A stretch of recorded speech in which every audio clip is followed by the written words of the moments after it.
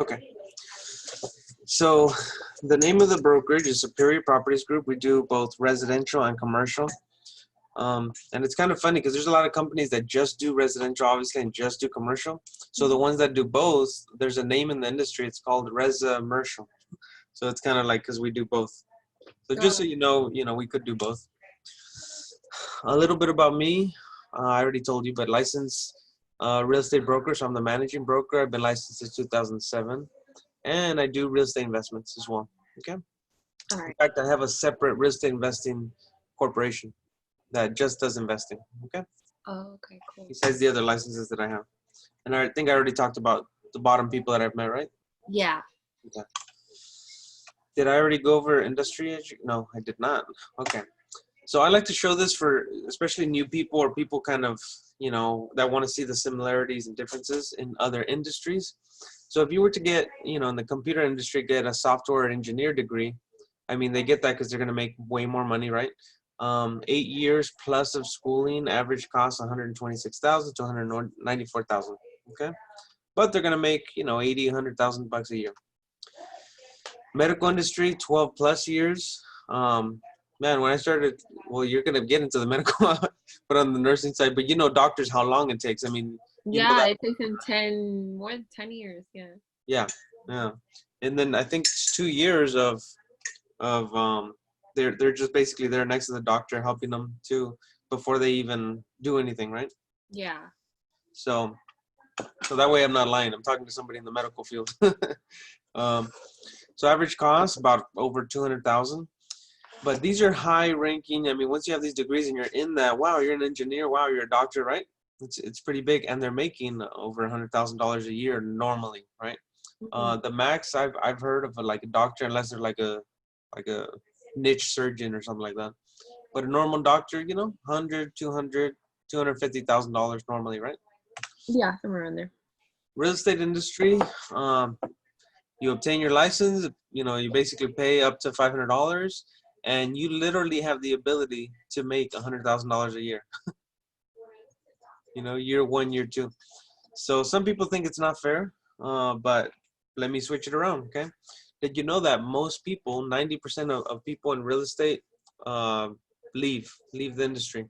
Some people, I mean, they drop everything, they get into that, and they're not good at, you know, sales or talking to people, and they don't understand that there's a little bit of a lag time. You know, if you talk to a seller or buyer and you get those together, just in escrow alone, it's gonna be 30 days. Once you have a buyer and a seller, you open up escrow, it's gonna be 30 days because the loan contingencies, they're gonna do property inspections, you know, moving, all that stuff takes 30 days. So escrow is about 30 days. That doesn't include you looking for a buyer, right? Looking for a seller. So it's gonna take 45 to 60 days on a minimum. Okay, some people take a little longer because they're learning how to talk to people and you know, there's competition between agents, right? So I mean, even if it takes six months, you know, some people they're really slow. Maybe they learn the first 6 months and then they start doing the next 6 months. It's a year. So that's why a lot of people give up. Okay, because it's not like a job. As soon as you come out of this, you get a job, you know, and now you start getting paid, right? But here's another thing, okay? Because it's so easy to get in, it's just as easy to get out. But in the I mean, if in these other industries, if you put in 8 years, 12 years, do you have a lot of knowledge in the industry? Yeah. Yeah. Nobody that becomes an agent normally puts 8 years of schooling of understanding real estate and then starts real estate. That's the big difference in my mind. Okay. So if you were to do that, obviously you'd be an amazing agent or investor. All we're saying is you can do it simultaneously because we have us as mentors. So if you're talking to people, we sit down, you learn while we're doing the talking, and we structure the deal. However, even if it's just listing the property, and you see everything A to Z. So you're being mentored at the same time. Okay, and you don't have to wait 8 years, 12 years, you know, or even 4 years. Literally, if you get, you know, even before you get your license, because the whole comp plan, you can start learning real estate in a big level. I don't know if I told you, but I literally know people, tons of people making 100,000 a year, but I know some people making $100,000 a month in real estate. That you cannot do in some of these other industries, no matter how much schooling you can do. because they don't have the power of leverage. The only leverage is just leveraging their degree and then putting in their own time. In real estate and investing, it's obviously you're leveraging the property. Even in the traditional real estate, because of our comp plan, which we haven't gotten to, but you can leverage your license and leverage other people's licenses as well. And I'm going to show you how to do that. Okay, to build a nice real estate agency for yourself. Just quick question. Oh So man, okay, just I kidding. know you said there's like a big percentage of like people who, who don't last in the real estate business. So what does it take? Like, what are just like some of the key things that it takes to be successful and to stay in the business? Just literally stay in the business. It sounds simple, but any company, like if you go to any brokerage, I've gone to Keller Williams and a couple of other ones, and I've looked at the roster. They say they have 200 or 300 agents, and then if you go to the actual regular meetings, normally there was always like 15, 20 people, 30 people max if there was food or something, or some like main speaker. So if you look at the contrast, that's about 10%, right? Yeah. So if you look at every meeting, where's the other 90%, right? Their license is hung there, but maybe they have a job, maybe they're doing something else, maybe they don't, they got it and they just do it part-time. I mean, everybody has different excuses, obviously. The serious people, it's always going to be 10 to 20% in sales in general. And you could look up these stats. If you look at any, I mean, you were at a car dealership. Would you agree that 20% of those salesmen was making most of the money? Yeah. Yeah. So there's a book. I forget who the author is, but it's called 80-20 rule. So there's an 80-20 rule pretty much in everything. 80% of people drop out of school. Has nothing to do with the school, you know. It's just people drop out, you know. So it's, I don't know why. It's just the rules, a rule that was made up. Okay, so the thing that makes us different, okay, we have a CRM, a client relationship management. A lot of companies have this in brokerages, but ours, because we have different divisions, we implement and put those in there. In fact, I'm going to put a note for myself to actually add a couple of the photos of the CRM, so that way you can see it. But the CRM we have, it's basically to keep track, kind of like how I remembered everything about you. You should be doing that with clients. So you add a client, see how much they're pre-qualified for. As soon as they're pre-qualified, you should add that note, so you know, okay, they're pre-qualified for this is how much they're making, and things like that. And then there's stages. So I forget how many stages there are on a traditional like seller, but you do that, you get the listing agreement, that's one stage. Then it moves over to, okay, set up open house, right?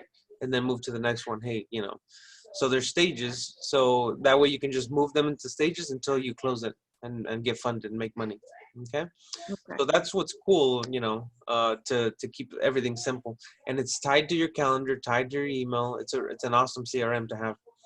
But on top of that, you can switch it over to like the mortgage division, life insurance division, investments, and you can keep track of either your clients or other people's clients that they gave to you. They can actually see what's going on at what stage they're in. Oh, okay. So for example, if you become a licensed real estate agent and one of the marketing associates, they're not licensed, obviously, so they call, set up appointment, give it to you. So you're moving the stages, taking the notes, doing all that, so that way they can see what's going on in it. And then we're able to pay them, or either the points, or actually they do get paid anyway, and then you get paid, okay, and vice versa. So that's our CRM. It's it has a lot of good stuff. You know what, let me show you the CRM. It's just us two, so I want you to really know what you'd be getting into. I think it's important, right? Yeah, definitely. Yeah, it's called Pipedrive. Okay, did you ever have some sort of CRM at the car dealership? Yeah, in a way, like it's like a system where you basically keep track of, clients who've come in or who've purchased. And yeah. Cool. Yeah. Let me just get rid of these spreads, because mine is tied to my calendar. Anytime I add like interviews and appointments and different things into the calendar, it automatically goes in here. So I had this meeting already. I need to do that. dun, I missed that. And that's you, see? Mhm. And because we're past 10, it turns red. So it's cool. It's red, green, and black. Black is in the future, red is past, and then green is today. Okay. Yeah. And what's cool is these are the activities. It's tied to the deal. So if I go over to deals, this is the life insurance one, but can you see right here on the right? Yeah. Yeah, so if I go over to listings pipeline, these are the listings. So then I move them into different stages, see? So if I click on this one, let's say, this is a pre-foreclosure, Kirk Miller. I left a voicemail from the looks of it. I have their information. I have the address, and I can add notes. I can add an activity. Like if I need to call them, follow up, I have a meeting, I put that on there. It's tied to the calendar. So it's all, synced up. You can add files if you wanted to and things like that. Okay. Okay. So it's just a very cool CRM that we utilize. I think you get the point. Yeah. Okay. Obviously we do residential, commercial, and investment. So that's, a lot of brokerages don't teach on investment. So that's already different. But the main thing that I love that we do is direct deposit. Okay. So it's a little different than you might think. And a lot of agents that are actually already licensed, that have already been in the business, they really appreciate this part of it. Okay. So most brokerages, what they do, like let's say you're a licensed agent and you have a buyer or seller both, and you close the deal. When you're going to get paid, what happens is escrow closes. It's called funding. So, it gets funded where the bank wires the money and then they write out of the checks or do whatever. And then escrow is closed. Okay. So everything's good. Now the buyer has the property. So now they become the homeowner. All that stuff happens at closing. But before that, funding happens where everyone gets paid. Okay. And so what happens is the escrow company sees who your broker is, and they write the check to the brokerage. Okay. They either write the check or do a wire. And the way we know that that's going to happen is they send us directly an escrow commission instructions. So they want us to instruct them on how we want to get paid. And so if we sign it and just send it to them, they're just going to send us a check. But and normally a lot of companies do that, but and they're old school. But the problem is the time frame, especially because they're large checks, they take longer for the money to be released. So it might take like a week. The most I've waited for money through a check is like 2.5 weeks, which is crazy. They release like a little bit one week and a little bit the other week, and then they release the rest because it was such a big amount. It was like 30 grand or something. So or we can give them wire instructions. So if they wired, it's faster. But what happens is once the brokerage gets the money, then the brokerage says, okay, Lorena, it looks like you're a brand new agent, so you're at 50%. So you get 50% of this. So let's write you a check or whatever. Oh, by the way, give me the rest of the stuff for the file to keep in storage to make sure if we ever get audited that we have that. Once you get that to us, okay, let me write you a check, okay, or wire if you want, right, wire. So then you got to wait for another big check to go to you. So you might have to wait a week. Even if you deposit today, you got to wait, So that's the problem. That's like 2 weeks right there after funding. So what we do when we get the escrow instructions, as long as you give us everything that we need, we send that over and we do the math beforehand. And so we tell escrow exactly how much you're going to get paid. So let's just say for easy numbers, it's $10,000 and you're at 50%. So you're brand new, your first deal.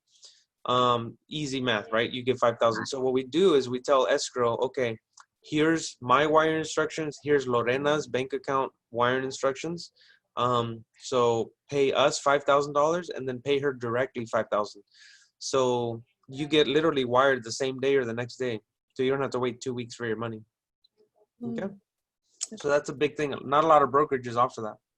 Okay. I spent a lot of time on that, but you see why it's important. Yeah.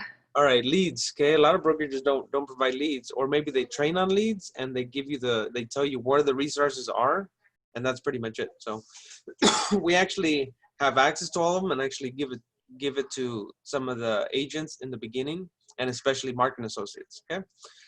So we have expired listings. Why would we give you a list of expired listings? There might be 30, 40 in a city at a time.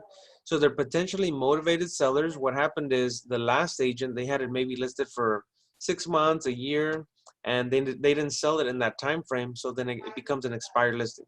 Make sense? Okay. So we get that list, and it's fair game at that point because it's not listed by an agent.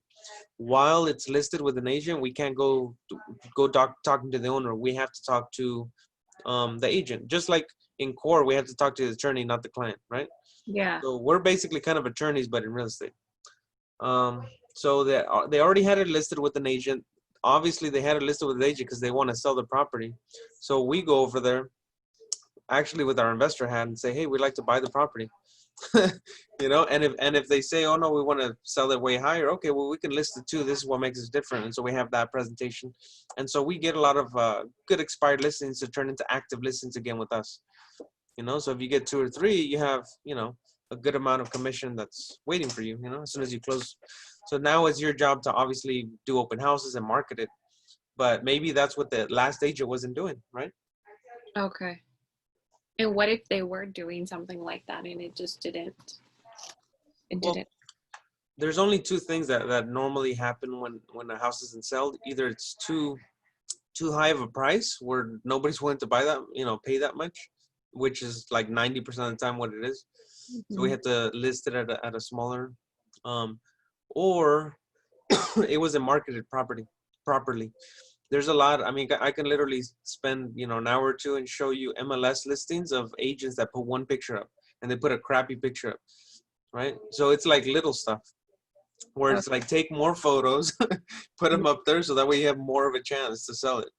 But you'd be very surprised. People suck at taking photos, you know? If you can't take photos, just hire somebody. You know, get a little kid and hey, take pictures all the way around. You know, if you're becoming a photographer, this is your learning, put it on your resume, whatever, Yeah. you know. Next one, this is our favorite, especially it's gonna be the biggest avalanche right now. It's foreclosures. So foreclosures, people losing their house. They've missed 3 payments, and the lender records something at the county. It's called a notice of default, and then it becomes public record to everybody, investors, realtors, that that's in foreclosure. That, you know, in a while, if they don't pay or do anything, they're going to lose that property, including the equity. So those are potentially motivated sellers. Why? Because they might have lost their house. Maybe they're going through divorce. For whatever reason, they're not making the payments. Something's happening.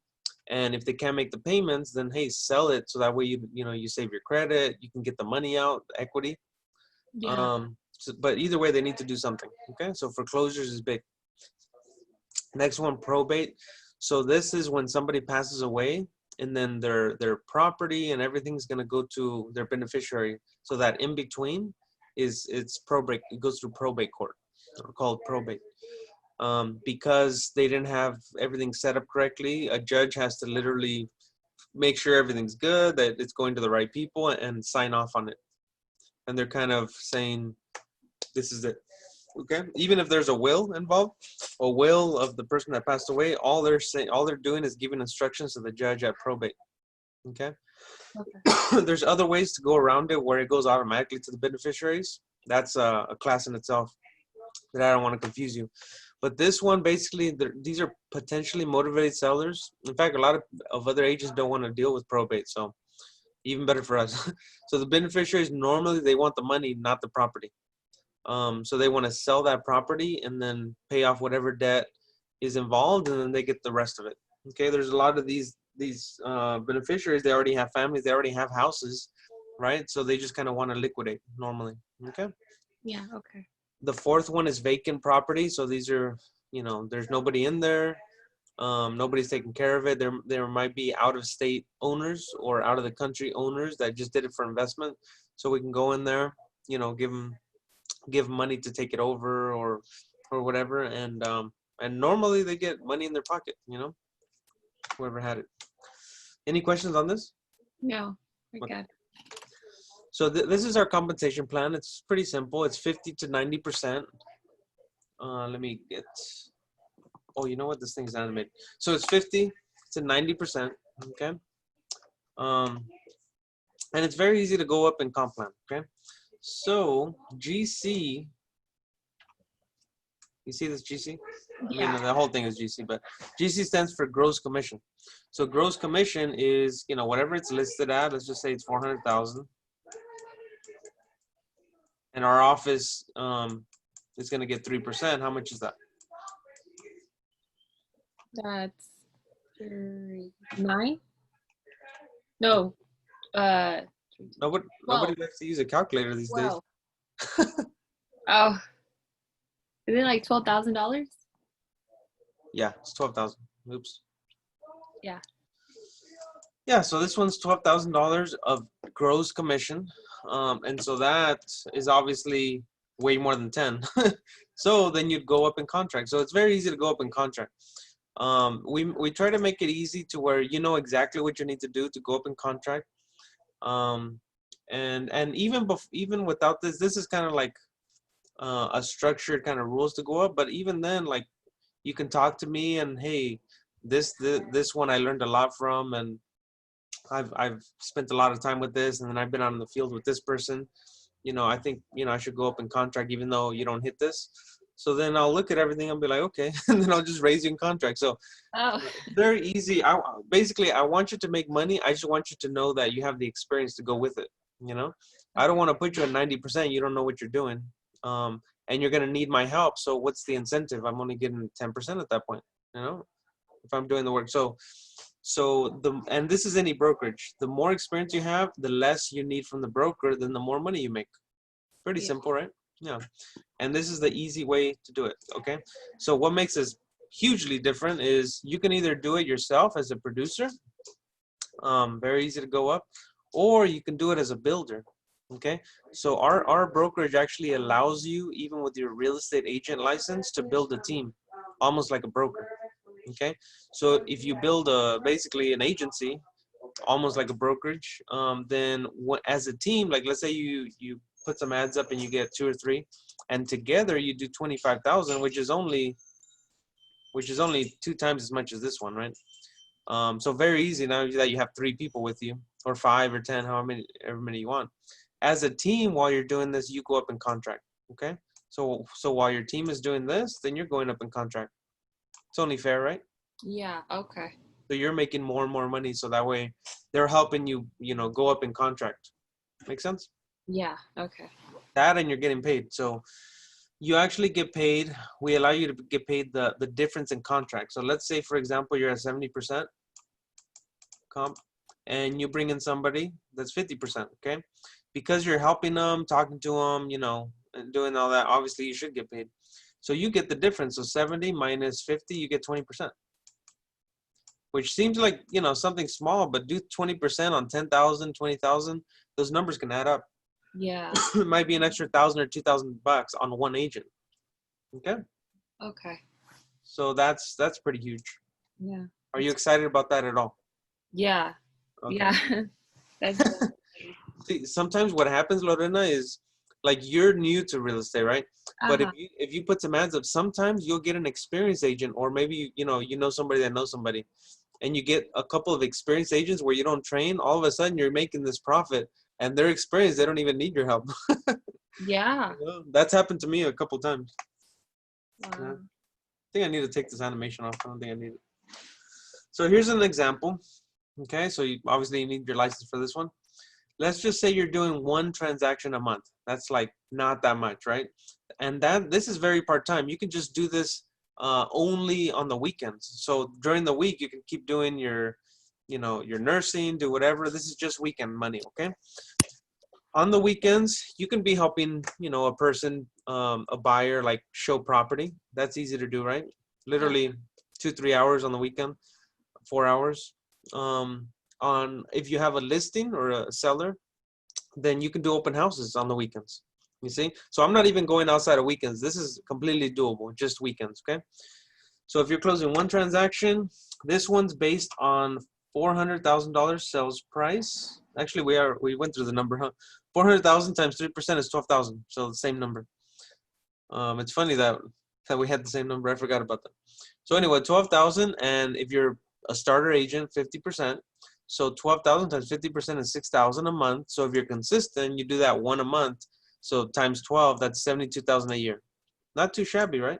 Yeah. for just weekends. Okay, there's not very many jobs that allow you to do that with Yeah. that amount of time.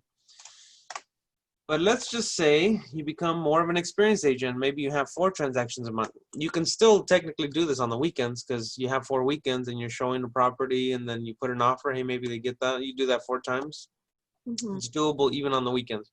But let's just say some nights you're working and then on the weekends on this, you have 4 transactions, 4,000 gross commission. So that doesn't change times 80%. So you're going up, higher in contract. So, and then you have 4 transactions. So that's 38,000 in a month. And then if you stay consistent for 12 months, it's $460,000 a year. Not too shabby, right? Yeah, that's pretty good. Yeah. And then if you want more deals, you just got to contact and follow up on more leads. That's it. Mm-hmm. Okay. Is this shocking you right here? Yeah, that's crazy. Any questions on this? I mean, it's pretty simple, but Mhm. no questions on this one? I know. Okay. Now, building your real estate agency, I mean, I already went over this, these exact numbers, but that way you can kind of see visually. If you're at 70 and you bring somebody in, they're at 50, and your agent is closing 1 transaction a month, and you get that 20%, that's 2,400 a month. If they stay consistent, that's times 12, that's 28,000 a year. Okay. There's some people that literally work 40 hours a week that are making about this. And you're Yeah. making this and you're not even doing anything. I mean, you're kind of helping them out with whatever they need. But that's pretty good. Just a mentor. If they're closing 4 transactions and you get that 20%, that's $9,600 a month, 6 figures a year just with one agent. But what if they close more deals? What if you close more deals? What if you have a higher spread on the agents? What if you have more agents? Imagine you did, you took an extra 6 months to a year and really hired more agents and you had 10 of these. I mean, the numbers can get pretty big. Now you understand why brokers become brokers and become agencies and things like that. So Yeah. we're just allowing you to do the same thing. Okay. Okay. Is this exciting at all? Just fake it. Just go, oh my God. No, it is. I think it's just surprising because I go back, like I think about like how many years it takes for somebody to get educated, get that, dream job and to make that much money. And then it's like, here Yeah. you can make way more without investing so much. Yeah. But there is skills involved. Like for you Yeah. in car dealerships, you already have some of those skills, but a lot of people don't. You have to have built-in rapport, right? Yeah. Real estate, what's going on in the real estate market. The the listings and buyer agreements, that's kind of like attorney lingo a little bit. So you got to learn that, which will teach you. So you're hitting different types of skills. Okay. Okay. So a lot of different skills. So you deserve to get paid on that. Superior car bonus. So we have a car bonus, $500 a month that you have on your car. So you can buy a new car if you wanted to, but you don't have to. You can spend it on whatever you want. You can spend it on gas if you want, if you're Yeah. spending that much on gas. And it's very easy to qualify. It's you and your team included. So as long as you and your team close 3 transactions a month, and you can do it yourself, then you get an extra $500 bonus. Make sense? Pretty nice.